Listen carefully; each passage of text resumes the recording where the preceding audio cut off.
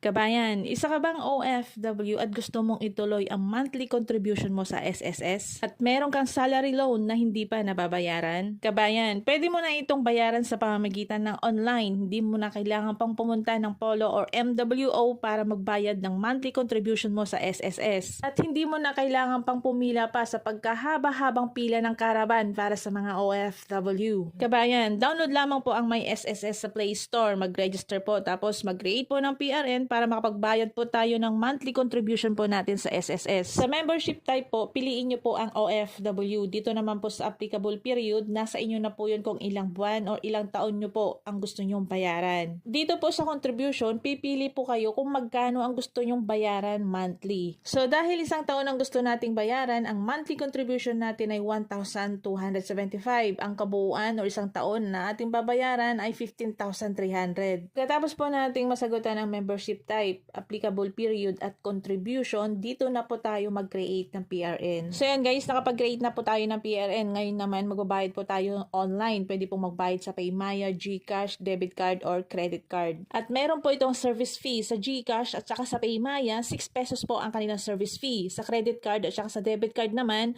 1.75% ang service fee nila. So dahil sa debit card po tayo magbabayad, meron po tayong service fee na 267.75 pesos. Kabayan, isa ka bang OFW domestic workers na nakakatanggap na maliit na sweldo kada buwan dahil kung ano-ano ang kinakaltas at binabawas ng iyong employer? Heto po ay para sa lahat ng mga OFW domestic workers. Kung dati po $400 lamang ang sinasahod nyo, ngayon po aabot na po ng $500 kada buwan at hindi po ito bababa o kaya naman katumbas ng 28,000 pesos. Depende pa po yan sa palitan. Yung una at hanggang 4 po ay ipapatupad po yan sa lahat ng mga recruitment agency at employer na may bagong kasambahay o mga kasambahay na magre-renew po ng kontrata. Ipapatupad po ito pagkatapos ng 2 buwan o kaya 60 days matapos po ilabas ang advisory na ito. Kaya kabayan, kung malapit nang matapos ang iyong kontrata at balak mo magbakasyon sa Pilipinas at nag-renew ka ng iyong kontrata, kailangan may bago ka ng kontrata at nakasaad doon ang pagtaas ng iyong sweldo. Dahil po sa pag-anunsyo ng Department of Migrant Workers tungkol po sa pagtaas ng sahod ng mga domestic workers, marami na pong gustong mangibang bansa. Para po sa karagdagang katanungan, hintayin po natin ang ilalabas na advisory ng MWO. Ugalihin din po nating i-check sa website ng DMW ang mga agency na ating ina-applyan kung meron po silang job order para hindi po tayo mabiktima ng mga illegal na recruiter at hindi po tayo mabiktima ng human trafficking. Mag-iingat din po sa mga nakakausap sa social media dahil sa panahon po ngayon mahirap na ang magtiwala.